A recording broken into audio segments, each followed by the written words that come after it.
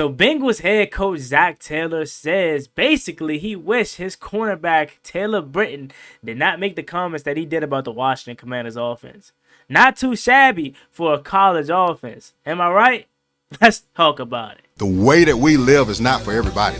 We're going to run and put our bodies on people in a violent manner. I love the way she move it, shake it all day. When she cry for him, and shawty is the winner. You can tell that shawty's You know what time it is. It's time to come out. I love the way she move it, shake it all day. YouTube, what's going on? It's Juan Gotti here. We have the Washington Commanders video, and in today's video, I'm coming on here with a video where we're going to be talking about head coach Zack Taylor saying he wished basically his player Taylor Britt did not make the comments about the Washington Commanders college-style offense. So without further ado, let's go ahead and get straight into today's video. Before we do, make sure you guys go down below, leave a like on this video, subscribe to the channel if you are new, turn on post notifications so you get notified when I upload new videos like this to the channel. Make sure you guys like, comment, subscribe again. Let's get straight to it. So, the Washington Commanders yesterday lit up the scoreboard and beat the Cincinnati Bengals 38-33. I'm going to be talking about this the whole week, okay? But prior to the game starting, prior to, Monday, their cornerback Taylor Britt, and I went live for this, he made comments in reference to that our offense isn't that good. It's a college-style offense. They don't make him do a lot. Cliff Kingsbury's their offensive coordinator, right? You know, he's a college coach, basically giving us bulletin board material. Now, I'm not gonna lie to you. At the time, I didn't think what he said was necessarily wrong. I just think it was perceived by us wrong in a sense, but also gave us fuel to prove that this is not no college style offense. Because let's keep it a buck. Prior to that game yesterday, yeah, Cliff Kingsbury was keeping it short. He was running the ball, kind of like protecting Jaden Daniels and holding him on a leash. But again, after that hit that he took to knock out his win on his system versus the Giants last Sunday, that's when it clicked. That's when it changed. That's when the offense changed. He allowed Jaden Daniels to open up the playbook more and allow him to complete passes and throw down the field. So Taylor Britt, although his comments wasn't meant to be malicious, you can't say something and then expect a team to not respond or take it as disrespect. That's how we took it. We took it as bulletin board material. You gave us a few to our fire. We already wanted to come into Cincinnati and win. We had a great week of practice, but you say that. Cliff Kingsbury said everyone's entitled to their own opinion, but deep down inside, he was probably like, oh yeah? All right, JD, let's show him. And he did. Taylor Britt got smoked for a touchdown, couple passes. He didn't know what to do out there. So Zack Taylor went on to say this in his press conference. He says this before the game. He wished that he says he wished that they did not say that. He says that this is a good offense that the Washington Commanders have. We haven't punted in 2 weeks. So this is what he said verbatim, though I had to go ahead and find the quote. We do not need to take shots like that. The team hasn't punted in 2 weeks. They've scored on every possession the last 2 weeks. I knew with the QB, it was very dangerous offense to play against. And to me, that just kind of confirmed that Washington ain't nothing to play with. We ain't nobody's pushover anymore. We're a team that needs to be taken seriously, and we're a team that is dangerous. Taylor Britt, he got all comfortable and complacent because he felt like they should have beat Kansas City, and they felt like that they was gonna come in Cincinnati and overbeat us. Sorry, but that was going on with me. They were gonna come into Cincinnati and they want to dog walk us. That's how he felt. That's exactly how he felt. But it was none of that. It was none of that. Now I will say this. Let's be real. Joe Burrow and the offense did what they had to do. 33 points. Anytime you put up 26, 33 points, you're supposed to win that game. Defense gave up 38, though, to the Washington Commanders, to Jaden Daniels. That's what he did. And Taylor Britt now going to have to feel that. He tried to come out. They asked him, did he regret his comments? He said, no, ma'am, I didn't. It wasn't meant to be taken like that. I bet you regret it now, though, because it got all the unnecessary attention. Again, you can't say something. It's like me saying something to a person and still trying to predict the outcome of how they should take what I just said to them. No, that's not how it works. I say something, and although I mean it in one way, I can't control or predict how they perceive what I just said.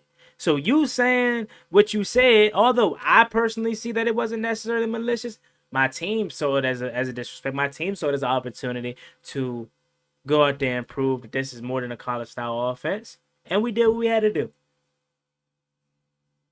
This is just the start. This is just the start. I'm telling you, if we go into Arizona and we win on Sunday, that game versus the Browns is gonna be crazy. That stadium is gonna be raucous. That might be the first time that we see all burgundy, a majority burgundy in a long time. Because the excitement around here is real. And this feels sustainable. This doesn't feel like a flash in the pan. Like we're just gonna wake up tomorrow and it's gonna be gone. This feels like the start of something sustainable. We have Cliff Kingsbury for 2 years. So this offense, at least for 2 years, is gonna be amazing. Jay Daniels put the league on notice yesterday. He told Cincinnati fans, go home, go home. He had trust in his teammates, making all the right passes. Again, the thing that I love the most about Jaden Daniels, bro, is just the poise. I've never seen a quarterback play with such poise in the pocket, knowing that he's gonna take a shot on 3rd and 7 and still delivers a dart, knowing on 4th and 4 that this ain't just a gimme, go for it. This ain't 4th and 1, 4th, it's just 4th and 4. He's like, let's go, let's go, let's go. Give me the next play, let's go. And they convert it like it ain't nothing. I don't know what's wrong with me. I ain't gonna lie. But to convert it like it ain't nothing, Jaden Daniels is a problem. And I'm so happy for us that it's finally us receiving the reaps of this benefit. Like we're finally the ones getting this quarterback. We're finally the ones talking trash. We're finally the ones saying we the potential kings of the East. I cannot wait until we look back further into the season and see, okay, this wasn't a fluke. We're real. We're ready to compete. We're ready to rock and roll. And we still got some areas on the team to clean up. Of course, we got to get the communication better on offense because that 3rd and 7 play almost didn't happen. We had 10 players on the field. It was countless times throughout the game where we didn't know where we wanted to line up. No one didn't know the play call. So we got to learn how to get the communication down. But everything else was fine. From the pass pro, from Cliff Kingsbury's offense, from Dan Quinn's aggressiveness. If that was Ron Rivera, we would have lost this game. Because Rivera would have tucked his tail. He would have settled for a Joey slide field goal. And Joey probably would have missed one of them things. But no, Dan Quinn, balls of steel. Said he straight up dragged his nuts, you hear me? Straight up dragged. Said, yeah, we going to go for this.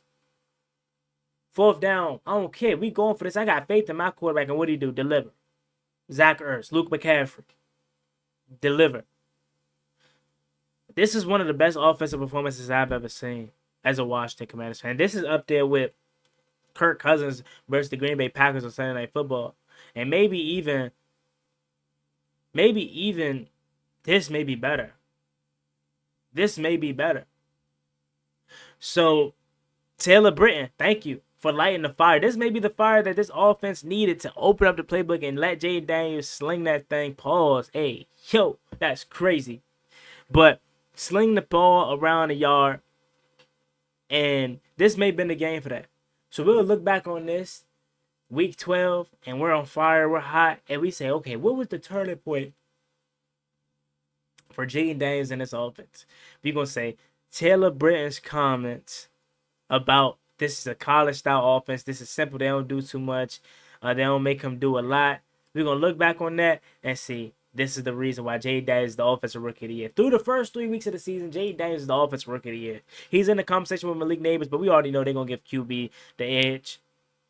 They're going to give QB the edge. Jay Daniels is that dude. He's amazing. I'm excited. I'm happy. I love this team. I love this team. I love this team. And this is one of the most passionate fan bases, and we've been through the thick and thin of this team. Again, this ain't no bandwagon. We've been here. We've been here. And although it's still early, although we only 2-1, this seems like a sustainable feeling. This doesn't seem like something that's going to be 1 week happy, next week sad, next week sad, next week sad, next week happy, next week sad. Like, it's going to be sustainable winning.